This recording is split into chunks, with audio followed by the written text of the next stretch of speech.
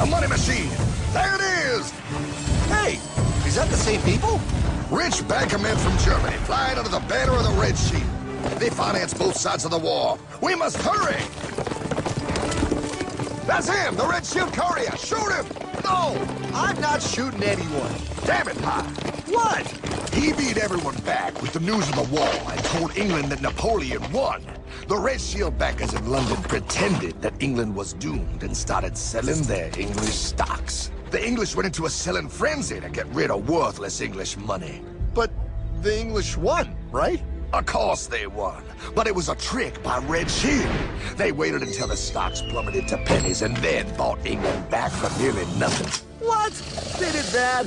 How? When the English leaders found out, they had no choice but to give themselves over to the Red Shield. Their money was gone, and they were slaves to the Red Shield war debt.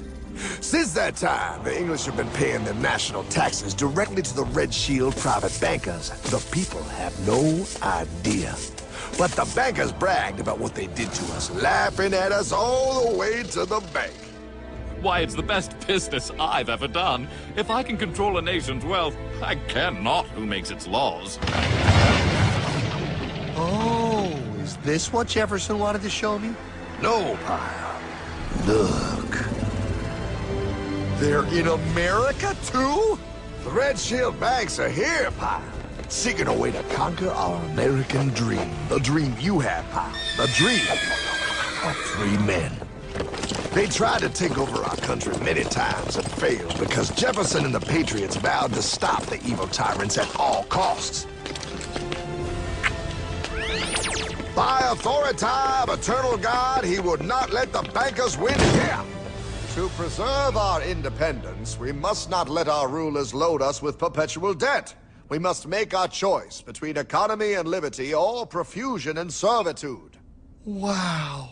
I place economy among the first and most important of Republican virtues, and public debt is the greatest of the dangers to be feared. It is incumbent on every generation to pay its own debts as it goes. We must have a central bank to secure this country's finances! If the American people ever allow private banks to control the issue of their money, first by inflation and then by deflation, the banks and corporations that will grow up around them will deprive the people of their property until their children will wake up homeless on the very continent their fathers conquered. Jefferson, you're mad! This country will have a central bank! Who's that? America's first Secretary of Treasury. Alexander Hamilton? Not for long. Aaron Burr, Thomas Jefferson's vice president. They didn't take too kindly to our first Sec Treasury. Sweet shot, Burr. The first attempt at a central bank only lasted 20 years and we shut it down. But the bankers tried again against Old Hickory President Andrew Jackson. You are a den of vipers and thieves. I intend to rout you out. Then by the eternal God, I will rout you out. After surviving an assassination attempt, Jackson finally defeated the bank in 1836. When asked what was the greatest accomplishment in his life, Old Hickory replied, I killed the bank. And those were his last words. I killed the bank. And with real money backed with real gold, our country experienced the greatest boom in any nation's history. Oh, it was beautiful, pal. But the bankers, greedy for more power and wealth, were concocting their most ambitious plan yet to once and for all take control of the finances of the United States. In 1910, a secret meeting was held at a J.P. Morgan estate on Jekyll Island off the coast of Georgia. This meeting was so secretive, so concealed from government and public knowledge that the 10 attendees used code names. I am clearly the richest man, so I should be the one to run the super-secret central bank. I own all the oil in America. I'm clearly richer than you will ever be, hula girl. I should run the super-secret central bank. You're nothing compared to me, lube job. I shall run the secret bank. Silence! Supreme Master Leader, I didn't know you were gonna be here. I'm not. Neither are you, dumbass. Oh, yeah, right. He's so smart. None of you shall run the bank. We have failed in the past because of openness. This time, the key to success is secrecy. The people must believe that they run the bank. Yes, brilliant! A sneak attack. What's the plan? We first create panic, then we show them the solution. With our man in office and well-planned timing, we will have our central bank. And so the people think it is theirs. We shall christen it Federal. The Federal Reserve.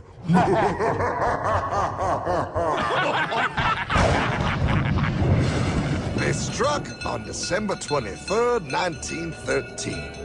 When most of our Congress were at home eating fruitcake, these bastards, I mean bankers, presented their treasonous act to their newly elected accomplice, Woodrow Wilson, who had fortuitously already agreed to sign it before he was even elected. Wait, the IRS? I thought we always had the IRS. No, pal. They did this to us too. The Fed now has the exclusive power to print America's money. They loan this money to our banks and our government at interest, putting immediate debt on our own money, printing more and more, so each dollar they print becomes worth less than the one before.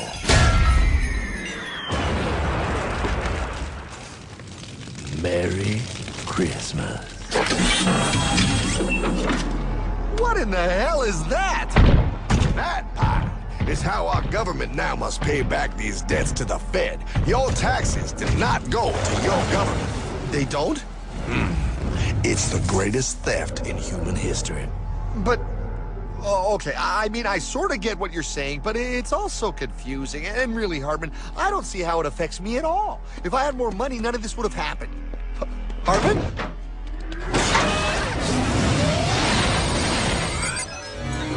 1955? Wow, what are we doing here? Oh, a little bit of shopping. Here, hold this. Gallon of gas, 23 cents. Postage stamp, 3 cents. Ounce of gold, $35. Hot baby, priceless. Best be getting back. Hey, Hartman! I need my car, man! Oh, was that Michael J? Yeah, he'll be fine. Now, pal, would you agree that you have the same exact things you had in 1955? Yeah, 1 stamp, 1 gallon of gas, 1 ounce of gold, and 1 home. Wow, we just made a lot of money. Hey! Gotta pay your taxes. Bet it's nice to have made all that money. Wait, that isn't fair. Now I actually have less money. I can't even go buy the things I just sold. The IRS and the Fed's inflation work together, pal. They aren't just taxing gain, they are taxing their inflation. You are no richer than you were in 1955. Now, does that sound fair or American to you? Yeah, but I mean, who doesn't hate taxes? I hate the IRS anyway. Pal, the higher they make the inflation, the more your money they take. It's thievery. You're not paying taxes on any more. You are paying taxes on the same, and now you have less. They take our property away right in front of our eyes, just like Thomas Jefferson said they would. What's that? Oh, they found us! Quick, my sword! What sword? We don't need your banking machine! I'll condemn you to die, damn it! Die! Pile! The Yankee bogey on my 9! I'll take him at his knees!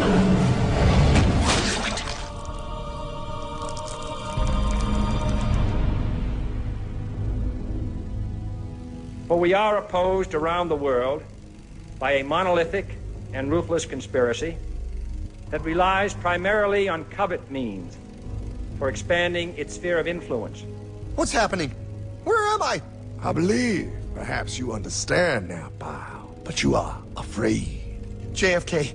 Hartman, what does this have to do with my house and my dog? Oh, okay, that's enough. I want to go home now. This is the last president to stand up to the Fed. You must see. On June 4, 1963, President Kennedy signed Executive Order 11110. This executive order empowered the U.S. Treasury to issue real money without the Fed. It would have worked. Kennedy's plan to dismantle the Federal Reserve machine had begun. But 6 months later, John F. Kennedy went to Dallas and never returned. No way. No way they could do that. The new president, Lyndon Johnson, threw out Kennedy's order. And since JFK, no president has dared confront the secret powers behind the Federal Reserve. They consolidate bigger and bigger banks, print more and more money, accountable to no one, decimating our nation's wealth for the benefit of a few. Why? Why do this? If they hurt us, it hurts the global bankers too. No, Pyle. They are protected. They are too big to fail. But I'm not. Those sons of bitches! Sons of bitches all.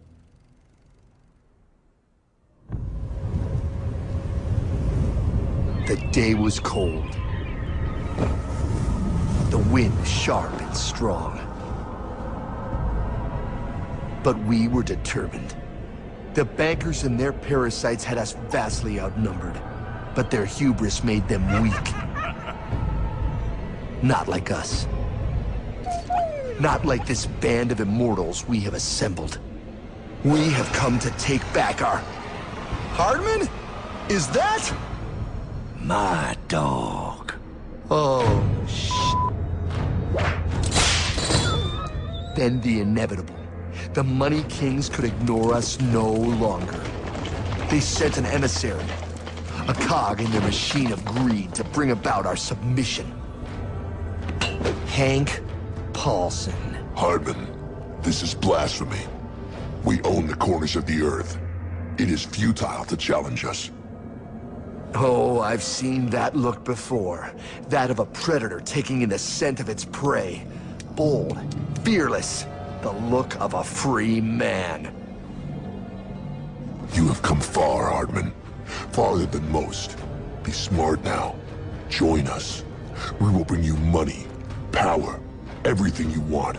You can be one of us, if you will kneel.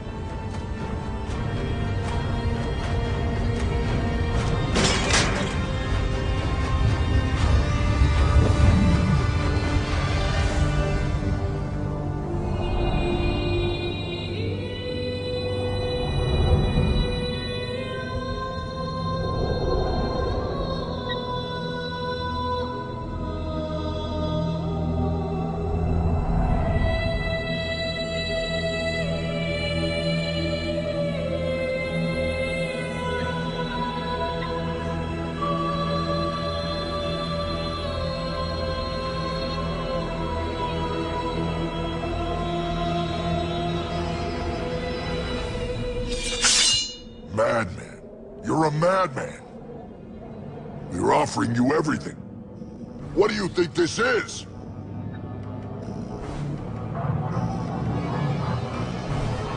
This is America!